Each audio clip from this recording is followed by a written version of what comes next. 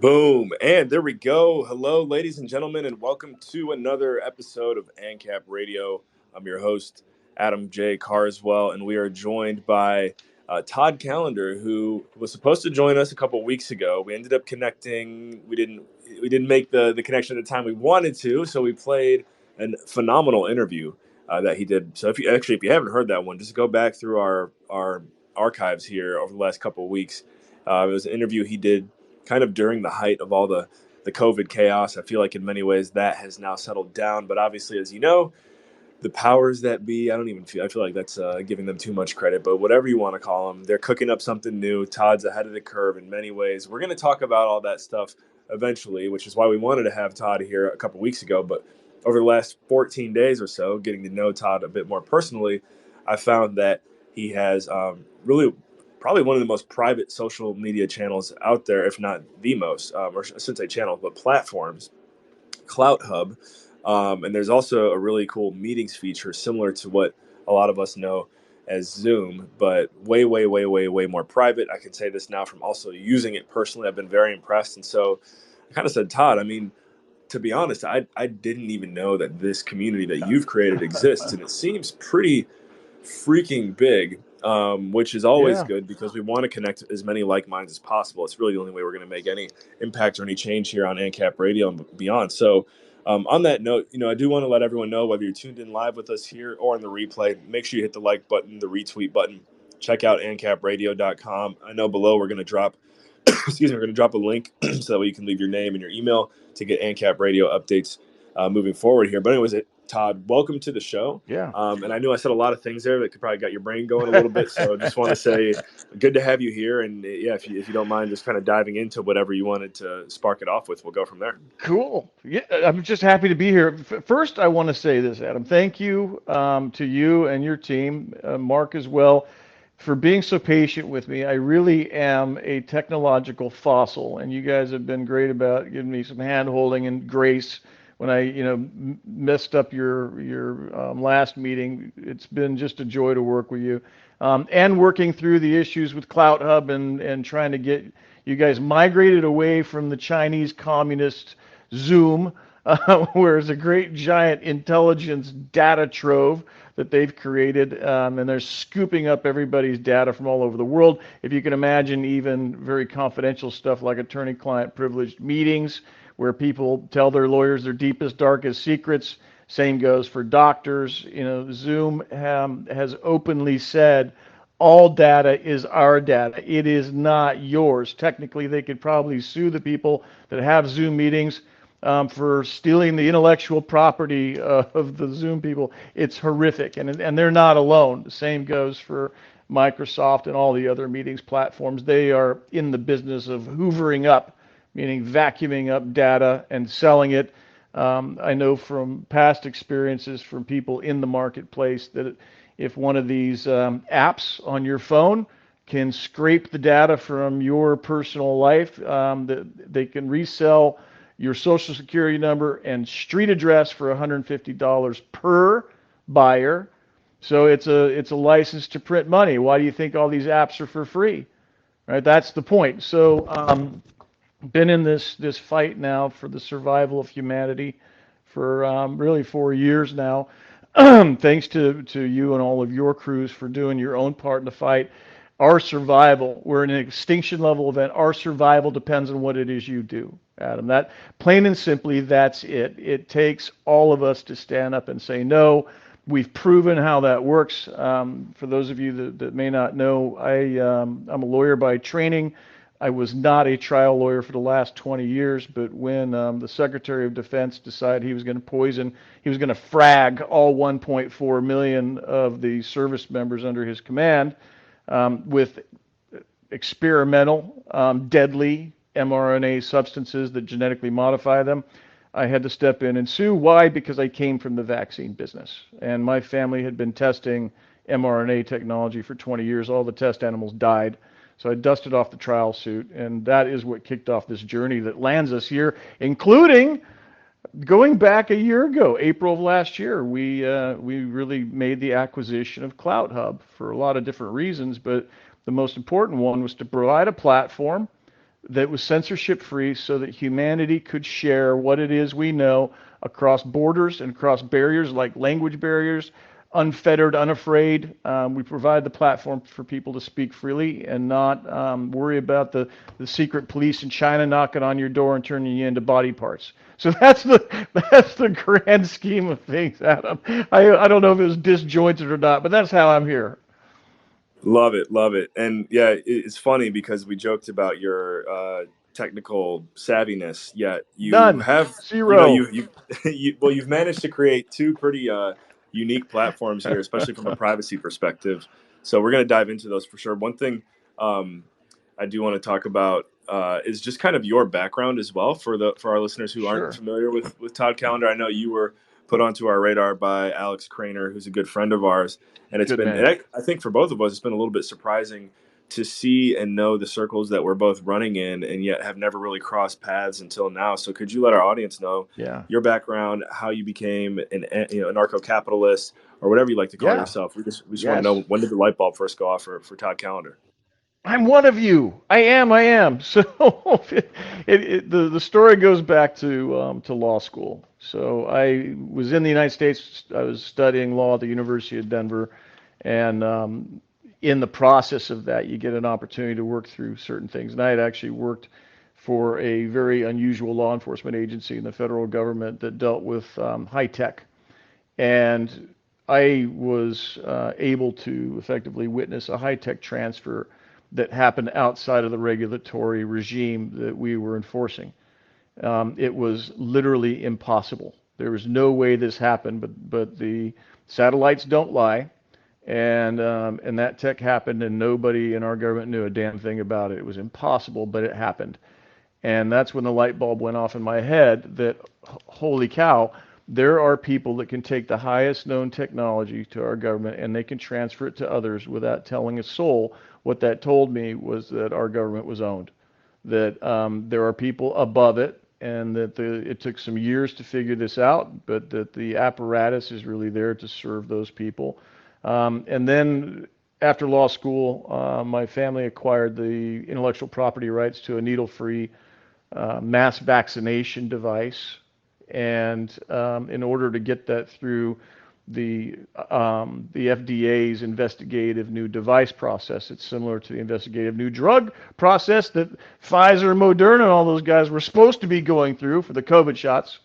They didn't, by the way. Anyway, I spent 3 years in Cuba doing clinical field trials, which included, because I was the first and only American there, I had a special license from our government to be there and do this. Part of my job was to open Cuba to trade in the medical industry in particular, but religious tourism, things of that nature, because I was there anyway. So both sides had asked if I could effectively, mediate solutions, and so I brought the WHO and I brought Pfizer and other drug manufacturers and vaccine producers into Cuba. This was the middle to late 1990s. So I had a chance to actually deal with these gangsters, which is what I call them because that's what they are. And 20 years, goes by. I did my job, got the needle-free device through the FDA process. It got approved. I think the FDA changed the terminology, but whatever the case, it's licensed. And so my family, my sister took over the company, and we'd been testing all these various experimental vaccines for 20 years. And of course, I kept track of all that stuff. I'm in the morbidity business by day. I'm an insurance executive, so those things are interesting to me. And of course, the technology is always interesting. What's the cutting edge? How can we help our insureds? How can we improve things? And I saw along the way, not really paying particular attention, but that mRNA was something coming, particularly as it related to cancer therapies, but that they had a chronic problem all the way through 2018, 2019, which was that all of the test animals died. So they do what's called a challenge test. They give them the shot, and then they re-expose those animals after they've gone through the process, the vaccination seroconversions, and then they challenge it by exposing them to the very disease they're supposed to be protecting them from.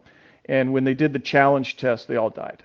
So fast forward 2019, we have this pandemic that unfolds. People falling over dead in the streets of Wuhan.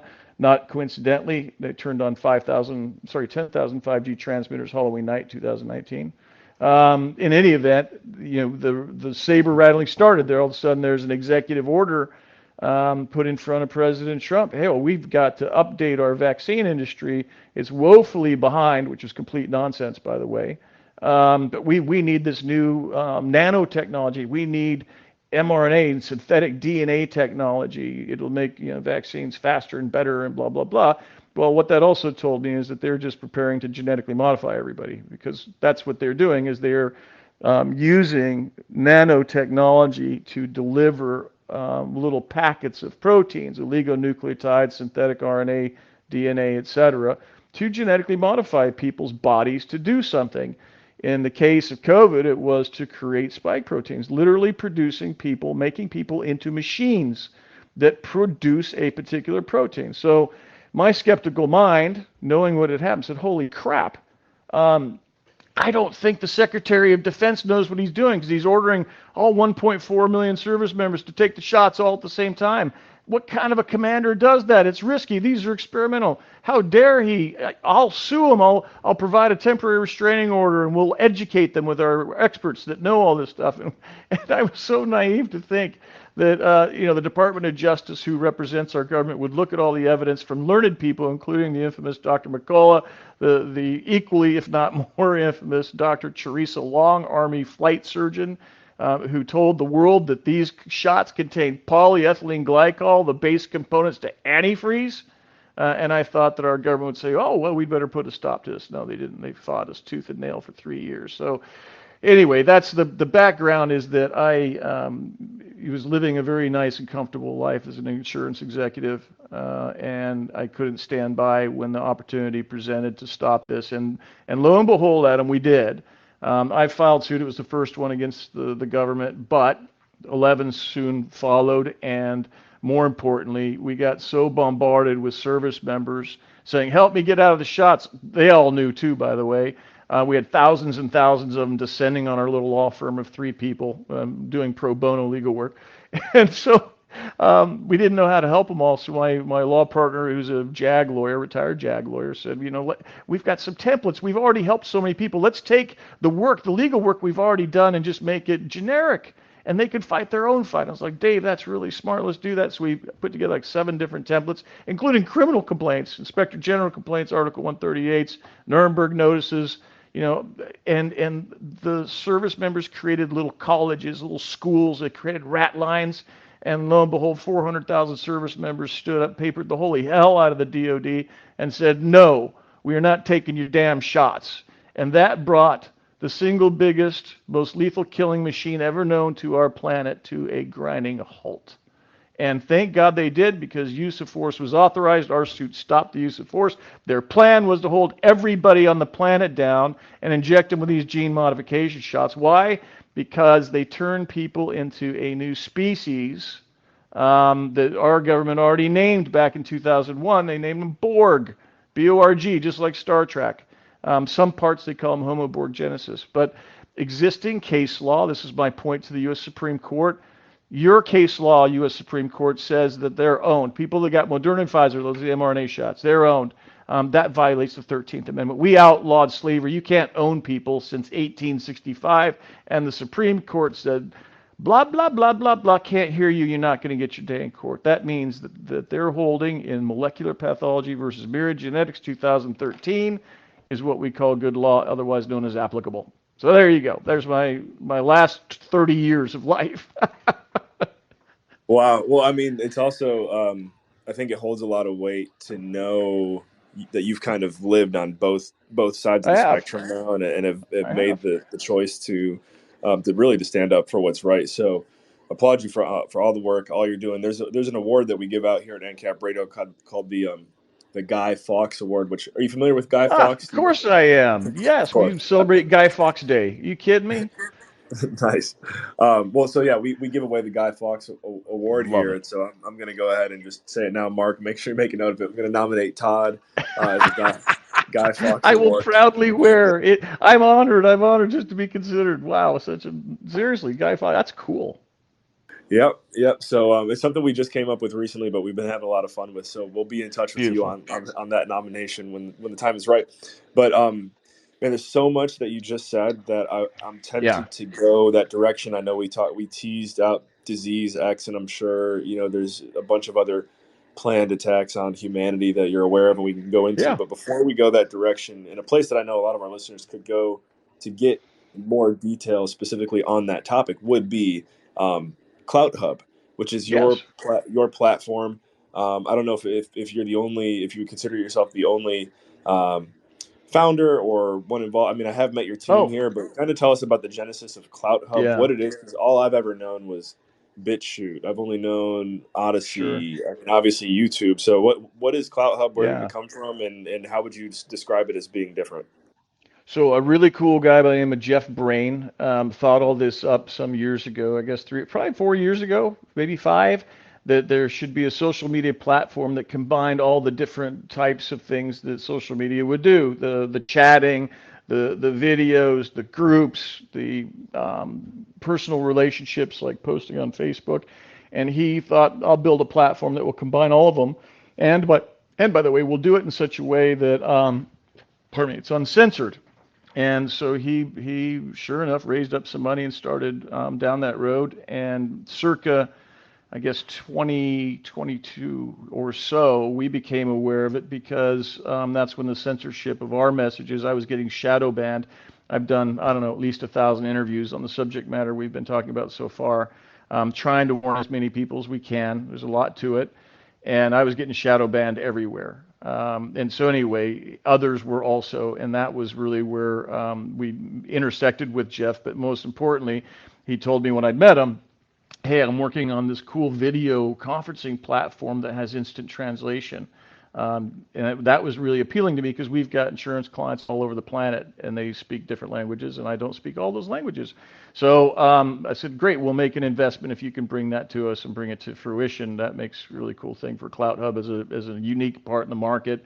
Unfortunately, Jeff, and I'll just say this as bluntly as I can, along with a lot of other people that were on one of these tours, like Stand Up America tour kind of a thing, or whatever the names are. They got attacked. They got attacked with EMF radiation. They call it Havana syndrome, amongst other things. And 3 people died. A bunch of them got really sick and wounded. I know several people that survived it that aren't doing so good. Jeff ended up being the 4th fatality. So he had a massive stroke, and all of the other shareholders in CloudHub, and there's about 100 of them or so. We're now faced with this email that Jeff sent out. Hey, I'm not doing well. I need money and I need help. And a lot of the shareholders that actually had significant holdings actually came to me and said, hey, would you mind stepping in and helping Jeff? I think we had been the single biggest investor after him. So it was a function of saving the ship, right? Because the man that built it, it was all in his head, so to speak.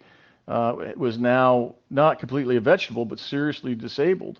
So we jumped in and said, great, I'll take over the CEO role. We got to finish out your mission, which included this, the CloudHub Meets that you're on now. We have one version that does do instant translation, 72 languages, 100 or something dialects instantly. It's really amazing technology. But more importantly, the platform CloudHub that Jeff had built and had really cultivated in these America tours, a dedicated group of about 1.5 million people that are God, guns, and country people. Really, that's it. That's the bend.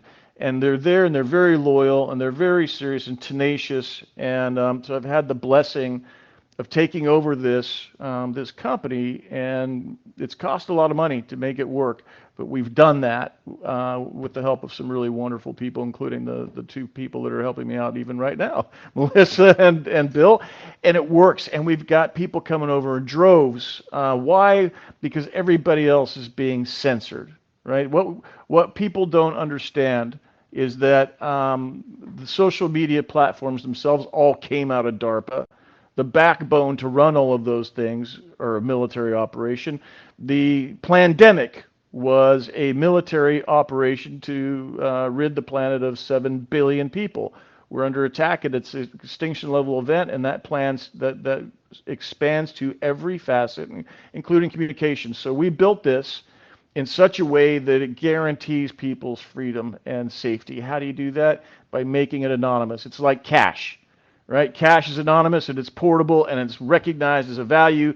That's exactly what we did with CloudHub. We've made it so that we don't want your information. I can guarantee you it's the only privacy policy statement that says it in the world.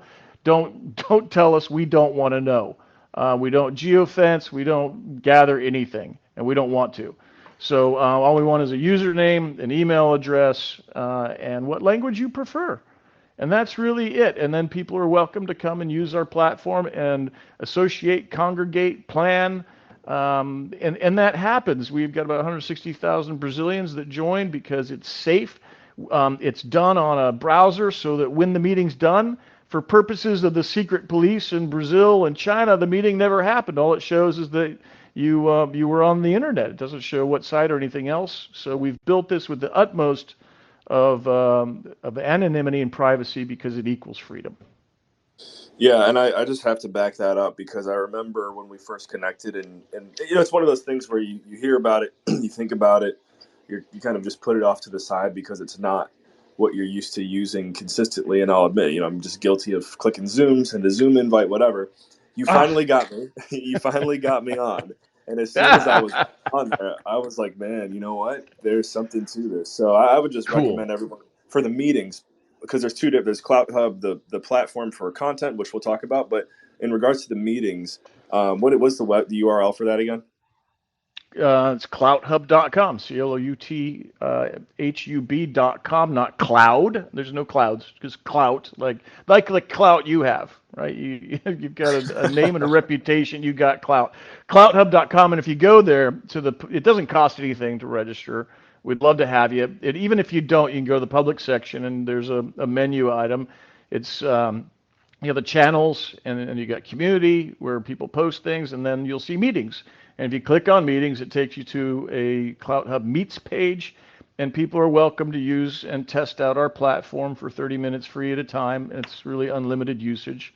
We have all the tools that Zoom offers, including RTMP, and people can live stream straight on to CloudHub. And we'd love to have you. We love new channels. We love new content. And welcome one and all who are there to enjoy the marketplace of ideas, what our nation was built upon, with intellectually honest and unfettered, unbridled speech. Again, we're the God, Guns, and Country group, and very, very libertarian, very anarcho-capitalist. At some point in the future, we'll build a trading post so that people can create a parallel market and get away from what it is that we all live in, which is a giant prison. Absolutely, and also just the like the user base. I think that's what impressed me the most. There's a lot of active users and viewers Yeah. on CloudHub. What when you go live what every Friday, and you normally get what type of traction as far Yeah. as audience? Yeah. So every Friday I do a podcast called Truth Be Told, and we routinely hit 600,000. We've done symposiums quite a bit. About once a month, we'll get on maybe 6 or even 8 experts that will discuss a particular subject, like for instance, disease X or targeted people, Havana syndrome, things like that. Interesting topics that people want to know more about, and we've had one that had 100,000 people show up live. Usually I get 20, 30,000 people show up live. But and 1.7, 1.8 million people will view it. So we restream it to other platforms as well, but it's a CloudHub product. It's Vax Choice is the brand. That's a sister company to CloudHub. So they're coming. They really are. And I'll tell you what, the coolest part, Adam, is in the month of January. And mind you, this has been a horrible slog getting here and extraordinarily expensive. We're a couple $1 million after acquisition and making it work. Month of January, 20 million minutes viewed. 10 million plus new eyes that came to our website, our platform. And of the content watched, the average duration was 45 minutes. So those are some extraordinary statistics in this industry. They're mind-numbing. We're growing in such a way because people are fleeing. You know, you look at BlackRock bought Rumble. You know, and the Right. FCC said what last year, the FCC, we're now going to control content. And they meant it. And so for the companies like Rumble and BitChute and the other ones that are captured, they have no choice but to do what the FCC wants them to do. Um, we don't. There's 3 lawyers on the board of directors, including myself, and we will sue. And it's not intimidating to us. And if not suing, then we will defend the lawsuit. We are not going to allow censorship. Period. First Amendment guarantees it. What do you think was the the shortcoming for platforms like Rumble? I wasn't even aware of that with BitChute and Odyssey. Is it because just from knowing what they can and can't do from a legal perspective that they kind of fell victim to the system, Yeah. or what's the Well, yes, it doesn't take much. I mean, right, the margins are pretty thin on a lot of this stuff, and you can imagine if you don't have a huge user base like Elon has with Twitter, you're scrapping for people because that's how you're making your money. It's how you're paying your bills is advertising, and you need eyes on target. So it doesn't take much for a government to tap on your shoulder and say, hey, if you don't adapt your content to our guidelines, you know, we'll just sue you. That's no problem. We'll just shut you down. You know, and those companies aren't comprised of lawyers.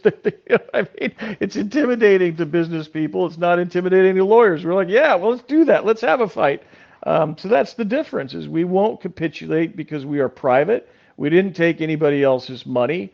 And the people that are behind us, the users of CloudHub, man, these are diehards. They do not bend. We will not bend. These are the very same types of people that built our nation.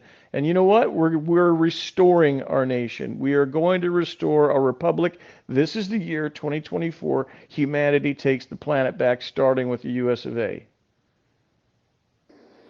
Love everything that you're doing, Todd. And again, for everyone who's tuned in here just now or on the replay, again, we're live with Todd Callender of Vax Choice and many other fascinating endeavors. We're talking about CloutHub right now. Make sure you check out clouthub.com if you haven't already. Follow everyone up here on stage, and make sure you subscribe to ANCAP Radio as well. So we mentioned it a few times here, Todd, and I know you've been through the whole COVID battle. I don't know if they're just changing the terminology or the word to Ha! continue to push their agenda, but let's and it almost makes I almost don't want to, Yeah, if you say it, it kind of speaks it into existence sometimes, but I do yeah, want to be aware of your take on this. So what's the scoop with yeah. this thing they're calling Disease X? All right. Well, first let's set the predicate straight. 1994, the Cairo Populations Accord. The governments of the world came together in Cairo, Egypt, and agreed that 7 billion people needed to go. Henry Kissinger was the guy leading the charge with a paper on depopulation based on resources of the planet. And this is where you hear all the sustainable development goals. And we got to get that carbon score down to zero. Bill Gates, if we do a great job of vaccines, we can reduce that number by 15%. What he forgot to say is per year. So the governments of this world planned our demise, our extinction. And our government, vis-a-vis the Department of Defense, was tasked with carrying out the mission. I mean, if you wanted to, eradicate 7 billion people, how would you do it? Wouldn't you make it a military mission? Wouldn't you use the biggest, most lethal killing machine the planet has ever known? So this is what we discovered in our lawsuit. I didn't realize in the very beginning stages that that's what it was. But Operation Warp Speed was actually launched in 2016. So fast forward all of that stuff to where we are today, having discovered throughout this process that our government, maintained by the Department of Energy, has created 470,000 pathogens. They've been putting pathogens in our food, our water, our medicine for decades, making us sterile and making us sick so we don't live too long. So the eugenicist, democidal, pathogenic creations have been going on for a long time, and it was really with the creation of COVID, and I think to punish President Trump, they launched this attack at the end of his term, and made sure he couldn't be there for a second term to stop it. And so be aware that SARS-CoV-1, in addition to being pathogenic, is patented. All things patented means that they were man-made, at least in part. SARS-CoV-2, patented. Spike protein, patented. Ebola, Marburg, Lassa, dengue, Zika, all patented. Those pathogens our government created and have released and tested around the world. So the mission was to eradicate or transform 7 billion people. Those that survive the genetic manipulation become the chattel property of the patent holder, which turns out to be our government. Lo and behold, who owns these patents of pathogens? Our government. And so now they've got to finish the job. They've been caught. We stopped them. With the DoD is no longer a viable enforcement mechanism. If you can imagine, public health was moved under the Department of Defense, and that's the pretext they used to try and eradicate us. And so they already, if you can imagine this, made a declaration of a pandemic for Marburg in 2020. Marburg is a viral hemorrhagic fever like Ebola. People would be falling over dead and bleeding out of their orifices. If you saw that, you'd know it. They said there was a pandemic in the United States, a Marburg one, but that's not the reason why it's important. They created a pandemic. They made the declaration because 6 magic words revoke your human rights and your constitutional rights. A public health emergency of international concern. According to international law and our statutes in the United States, upon the utterance of those words by the director of the World Health Organization, all of your rights are suspended ad infinitum. So they used that along with the attack using COVID, and worse, the shots to try and either transform or kill everybody, and they failed. We effectively stopped them. The bottom line is that Americans stood, the troops stood.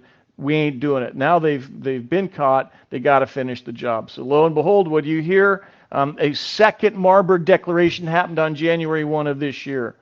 They actually declared it in December. And then they waited until January 1 and said, oh, yeah, it's here. Well, it released funding for what? For more attacks. That's the bottom line. And so you hear the saber rattling, disease X, disease X. Well, we have them all. We have all of their diseases they created. We have the entire database and all of their patents and their peer-reviewed scientific papers. And they've been talking about disease X for a long time, and they named it TARS. Transmissible acute respiratory syndrome, which is a cocktail of Ebola, Marburg, Staphylococcus, E. coli, and SARS. All of those things are which our government made. And so really all we're waiting on now is the actual release. And we found that the lipid nanoparticles already containing these pathogenic materials, and with the broadcast of an 18 gigahertz signal, amongst others, they have the ability to cause these things to be released. We also know EMF radiation by itself has the ability to mimic each and every disease ever known to man. So the kill box has been created. It's a function of whether or not they're going to pull the trigger. I've got my doubts, Adam. The reality is people know. Thanks to you, God bless you, and I mean this. Thanks to you and what it is you're doing, and guys like you, we've been able to wake up the world, not just America. People are now saying, I don't want your damn shot. Nobody's going to get their boosters, and even if people are falling over dead for Marburg or whatever, people are skeptical, and they now know.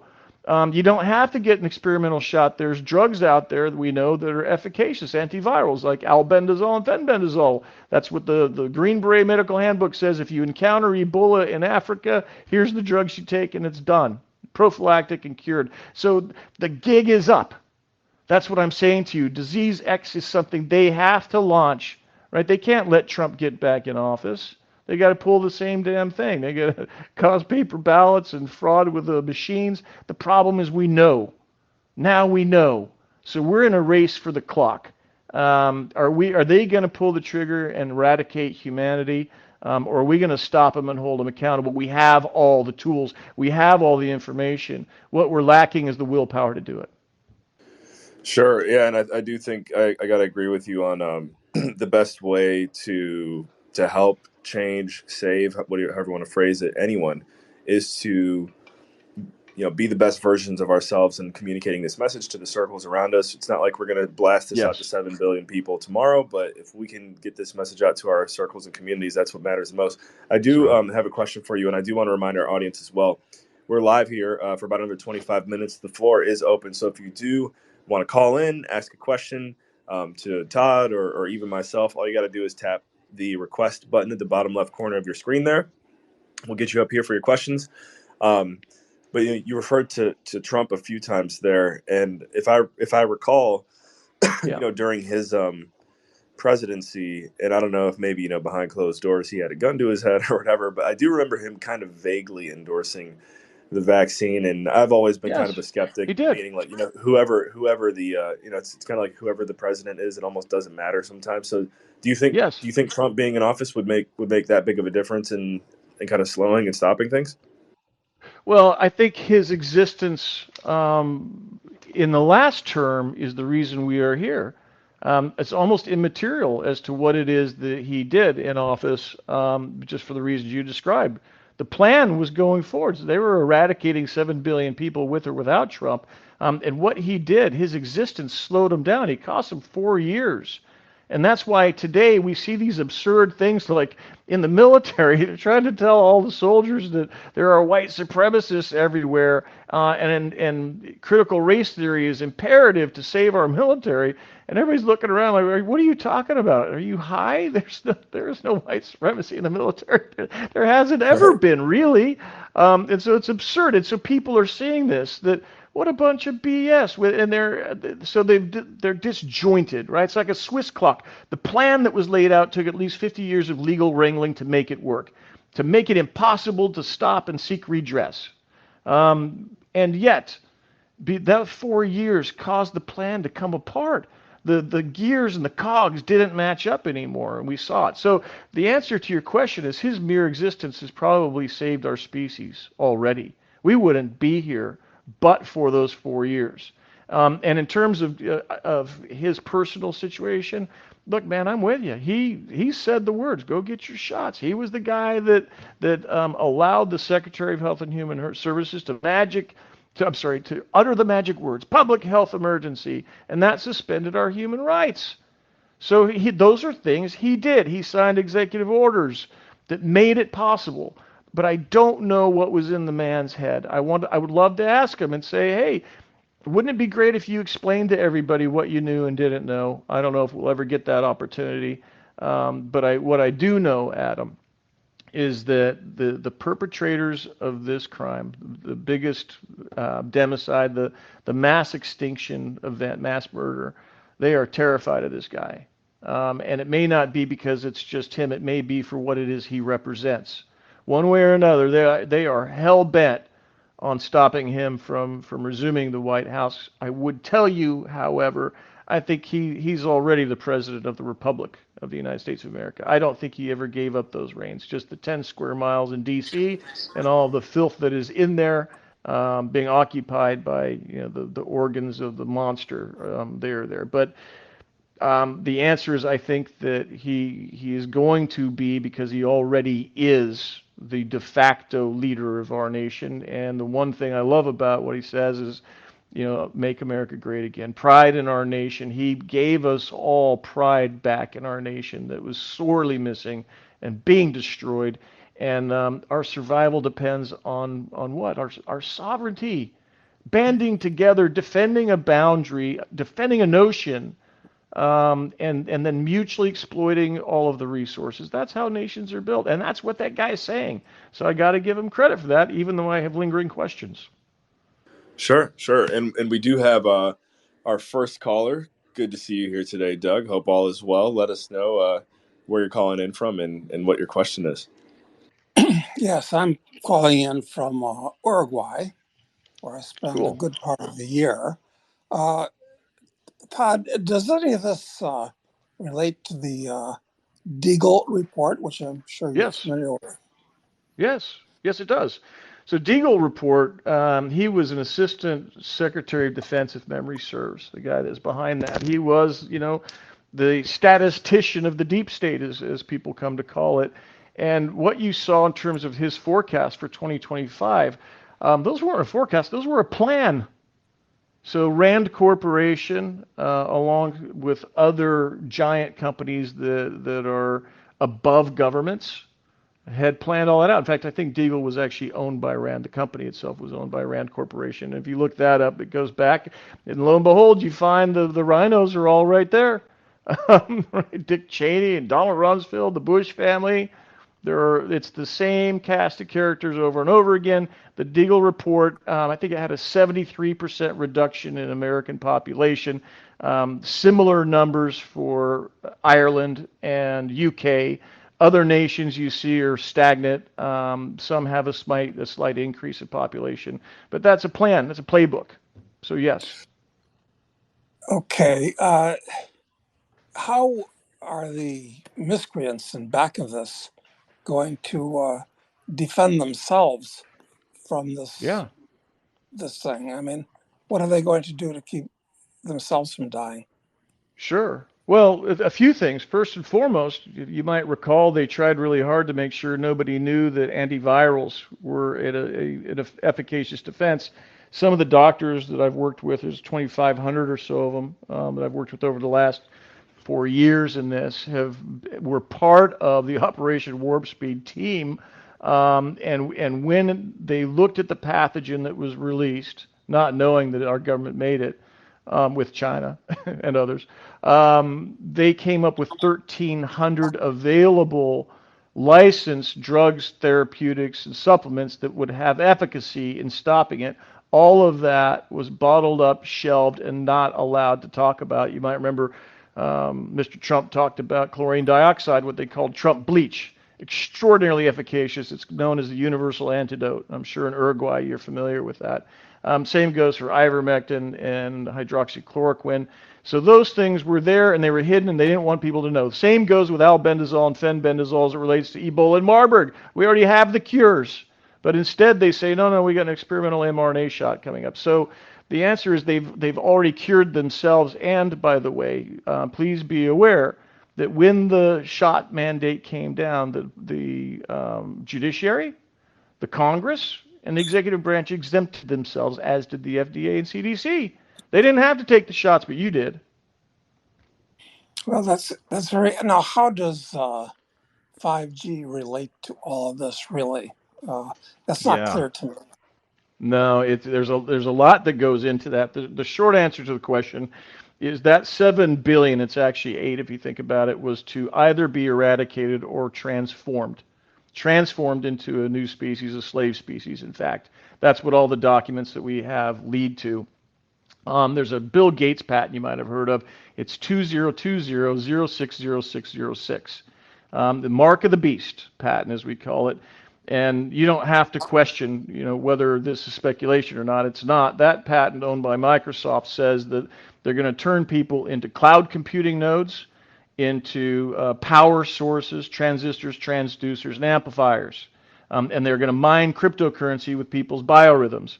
Lo and behold, at this very moment, if you're near a computer, do it yourself. You can go to a website called inpersona.com, INPERSONA.com, and they offer to use your Fitbit, your phone, to harness your biorhythms to mine cryptocurrency. So that's a demonstration of how and why it's interrelated. The people that got the shots have their wireless body area network enhanced, as is their body not only producing spike proteins, their body is now used as a power source and as a cloud computing node, as is demonstrated by inpersona.com. They've already used 1.4 trillion heartbeats to mine their cryptocurrency. Do the math on 1.4 trillion heartbeats.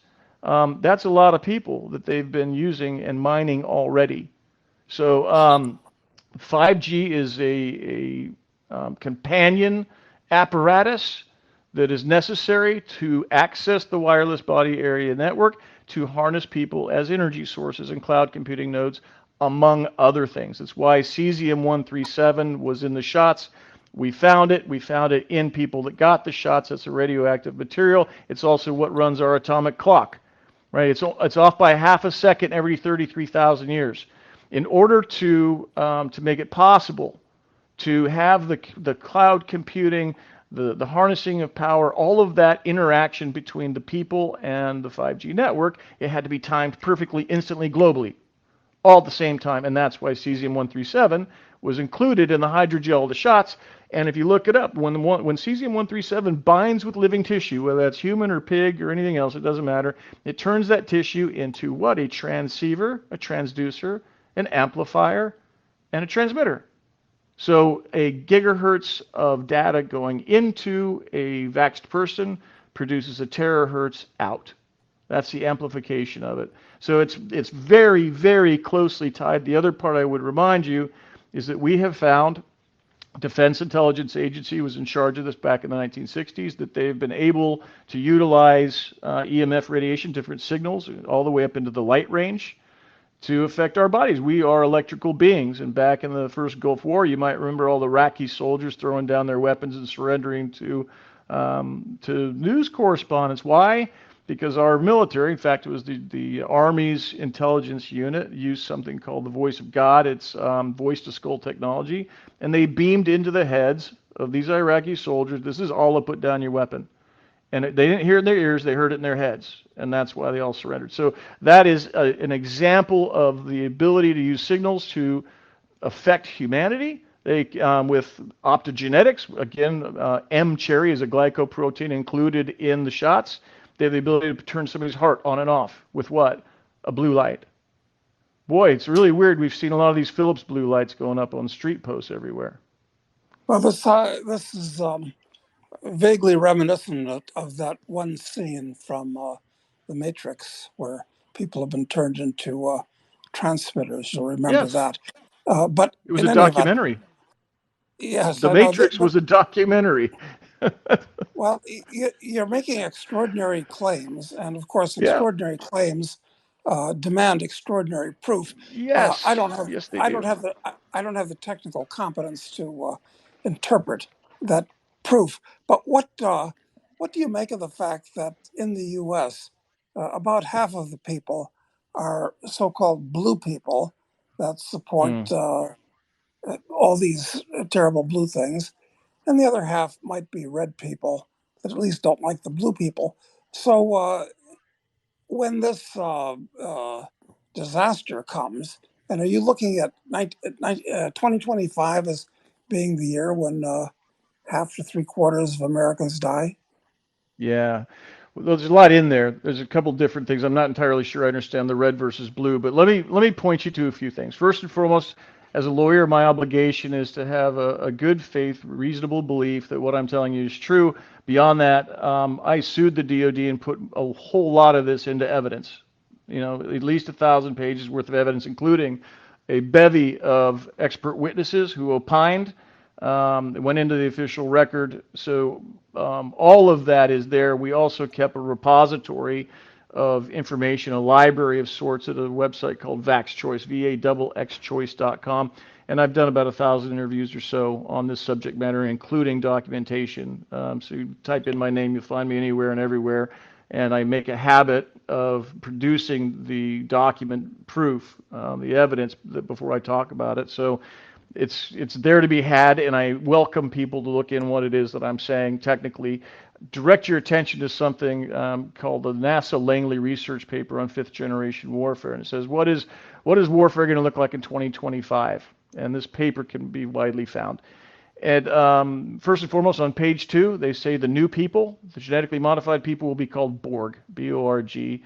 The Borg particle is a quantum particle physics feature of the shots. It fades in and out of our dimension with exposure to EMF. And so what does it look like? How do we know? How do we get there? Does 2025 have the answer? In that, releasing nanobots, aerosolized, that people will breathe in and will drill into their lungs, and then they will deposit whatever proteins or genetic modification materials they want. So that's what NASA, Langley being the CIA, that's what they dreamed up in their PowerPoint in that presentation. There's a lot of other things to support that. Having said all of that, it looks to me like Agenda 2030, which people might also know as the agenda for the 21st century. that it's been fast forwarded. Klaus Schwab and his buddies aren't so popular, and they've said, "Look, we're out of time. We got to do it in 2025." So to answer your question, Doug, in a roundabout way, they are going to push for 2025. It isn't going to work. It's too late. Humanity has awoken. It takes one to stop them, because But where but there's what one, what there's more. but wait, if most Americans have taken this shot, Yep. uh, Yep. then isn't isn't it a fait accompli that No. they're all going to die or not? No, I don't think that it is for a few reasons. Number one, I think that there are good people around that understand the 5G network is critical to whether or not those pathogens in people are triggered. And I suspect that there are good folks in our government, frankly, military would be my guess, that will have commandeered that system in such a way that those signals can't be triggered. First and foremost, that's my belief. I don't have specific knowledge of it. Secondarily, we have found answers. People now understand chlorine dioxide rips the free radical electrons off of pathogens, so they don't work. It seems to turn the nanobots off. People have found chelation techniques, EDTA, Dr. Anna Mihalcha, and a lot of other people I need to give credit to, have come up with these strategies to eliminate these toxins from our bodies. And if you look for it, there's a lot of remedies, a lot of them very simple, a lot of them that we've spent. When I say we, I'm not a scientist, I'm a lawyer, but I've certainly helped finance, amongst other things, these solutions. They're out there, and people are using them. People are doing them. So the great culling isn't going to happen the way it was planned. We're not Well, going quietly into the night. have you personally been threatened or attacked because Yes, what's happened? What have they tried to do? I have not been attacked, but I was told on more than one occasion that I've been a target for elimination. Hmm. Well, I guess But we'll have to see. The action starts in 2025, basically, no, the right? action's Is right that right? now. You're in it, brother. You are in World War III. You are in the extinction level event. The question is, what are you going to do about it, right? We're all going to die anyway at some point. So how do you want to die? Are you going to die fighting or digging a hole in the backyard and waiting? So you're in it. Well, exactly what do you do at this point? What are you Good. suggesting? There's a lot of things we can do. First and foremost, it's what Adam said. Talk to everybody, get them awake. The power of our combined consciousness is extraordinary, and we can manifest a new future based on our willpower. And this is the point. We must have the will. Humanity must have the will to hold these bastards accountable. It starts there. There must be a reckoning. So we are now making changes to eliminate the use of public health laws to suspend or remove our rights, and it's working as evidenced by Sheriff David Allen, New Mexico, Albuquerque. In fact, the governor of New Mexico last year in the fall said, "We have a public health emergency. We got to grab all the guns." And Sheriff Allen said no. And 7 other sheriffs joined him. And even though the governor was right, legally, she had the power to do it legally because if she'd suspended everybody's rights, the sheriffs held the line, said, "We're not doing that." And they effectively shamed the attorney general into agreeing. So even though the law was created, law enforcement refused to apply it. There is no law without law enforcement. So get close to your sheriffs, get close to your Leos, because we already poisoned the well of the military. There is no enforcement in the military to go round up Americans and forcibly treat them or kill them. It's not going to happen. However, the fallback is law enforcement. And we've got to make sure they understand. We have drafted, in fact, in 2020, I drafted a form criminal complaint that people could download and file. 20,000 people did that the first year we published it. What did that do? It had the effect of educating law enforcement as to what's happening. We need them to understand so that they can recognize the threat. And so when that order comes down to round people up, CDC, FEMA has been practicing rural quarantine and collection. Those people need to understand that we're not doing that. We're not going there. It starts with the words no, and it's followed up by hell no.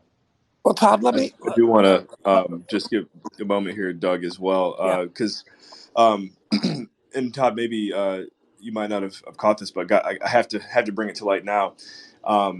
ANCAP Radio. So Doug is a co-founder of ANCAP Oh, Radio. beautiful. And so if it Beautiful. wasn't for Doug, I mean, there's a lot of us here, I'm sure, that would have no clue about any of this.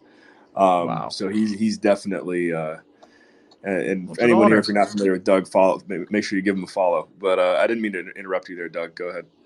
Oh, yeah. Thanks, Adam. But going back, I feel an obligation to myself as well as to other people. Not that I'm arguing with you about these things. I simply Oh, want you're to ask welcome to. questions. I simply want to ask Yeah, questions to enhance sure. the critical thinking facilities of people on this. Now, Beautiful. when someone uh, has been transformed into a different species, a Yep. patented being, are they going to Yes. know this has happened to them? Are they going to act different? Are they going to feel different? Yeah. So what we did is study the effects of this through the military study. It was, I can give you the note, it's C459 1001. 44,000 service members and their families were used as guinea pigs in 2019.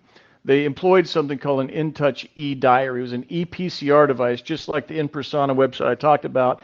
It was recording and transmitting the molecular changes, the cellular changes inside of the service members of their families in real time, and then sending that data to Israel, where the data was laundered and then returned back to the FDA, the CDC, and Pfizer and the DoD. And that was that clean laundry that hid 1,200 deaths and 82% spontaneous abortion rate, amongst other things, was the basis for the approval. It's safe and effective. I tell you that because the 6-month post-marketing study that was done by Pfizer of their own shot demonstrated that the people, that those 44,000 people, went home after the shots with any one of or multiple of 1,291 new diseases they didn't go there with. 1,291, a third of which our expert witnesses, our doctors, our scientists had never heard of before. Dr. Teresa Long, who is a Army flight surgeon and one of our whistleblower clients, trained at Fort Detrick's in bioweapons, said it would have taken months and years to produce the tests just to test for 1,291 different diseases, 1/3 of which we've never heard of. So the But short wait, answer to your question, go ahead, Doug. I was going to say, if these people are a different species, I'm getting that would there. imply that they can't mate with standard humans, because that's one of the determinants of what a Well, species is, they actually. they also the number one serious adverse event of special interest that I talk of was the 1p36 gene deletion. The 1p36 gene deletion syndrome is congenital, means you get it, you're born with it. And yet this was a side effect of the shots. That gene is what regulates people's frontal cortex, the health of your frontal cortex, and without it, your brain atrophies. So lo and behold, what are we seeing in the military? That pilots can't get through the flight training programs, that people can't get through the special schools. Why? Because their frontal cortex is doing what? Atrophying. So the answer to your question is yes, it's manifesting, but I also give you the evidence of the 1,291 diseases they found. I'm not saying this. Pfizer said this. That people are showing up with these odd anomalies, heart attacks coming out of nowhere, pericarditis, myocarditis, strokes. I mean, all of these maladies are being caused by something. As it relates to your question as to whether people will know they're owned, the first indication is, what rights do you think you have? Right? You have no rights. You have what are given privileges. They own you, and they'll do as they so well please with you. Secondarily, you see these guys showing up with 16-digit MAC addresses. Why? Because your body is now communicating with the wireless network. So there are indications, both physically and I guess otherwise, that people can understand that they have no more rights, that they were plotted and our government planned, and we have all the papers to share you, how they were intended to be used, including what I'd said to you before, the Bill Gates patent 2020, granted in 2020, 060606, using people's cloud computing nodes and batteries. People are tired all the time. The people that got the shots, they call it long COVID, their bodies are being harnessed. They are being used as power sources in cloud computing nodes right now. So that is the demonstration that they are somebody's property. They are being used as a slave, a cloud computing slave, and a power source without their knowledge. Hmm. Well, Well, we are coming up on our time here. I guess before we wind it down here, Doug, do you have any final no, thoughts? no, no, absolutely fascinating, and thank you, Adam, and thank you, Todd. My Most pleasure. interesting. Thank you. Awesome. Well, yeah, Todd, thank you for investing your most valuable resource with us here today on ANCAP Radio. Your time. Do you have It's a joy. any final words of wisdom Yeah, or call to action to our audience here today? I do. Folks, we are in the battle, the final battle for souls. This is God versus Satan. It really truly is. And those that perpetrated this crime, they are the disciples and children of Lucifer. They don't care about you. They're not ever going to care about you. But God does. Build your relationship with God. Look at Matthew 13:38, wheat and tares. That's where we're at. Be the wheat, not the tares, and stand strong. If you have faith in God, you don't fear. There's nothing to fear. And like I said, we're all going to die anyway. Die fighting. Thank you. Thank you, Todd. Thank you, everyone, for tuning in. Make sure if you haven't already, go to clouthub.com and check out really the initial starting point of this conversation. Really cool what Todd is doing there. We're going to be posting some content of our own on CloudHub, so looking forward to seeing how that goes. If you don't already follow ANCAP Radio, Vax Choice, myself, Doug, make sure you give everyone up here on stage a follow, and be sure to retweet this space as well. Get it out to your circles. So again, thank you for tuning into ANCAP Radio. We'll be back next week, March 7th, with a legend named Jeffrey Tucker. Yes, I'm sure many of you know Jeffrey Tucker from Brownstone Institute. He will be our guest next week, again, March 7th at 3 p.m. Thank you for tuning in. We'll see you next week.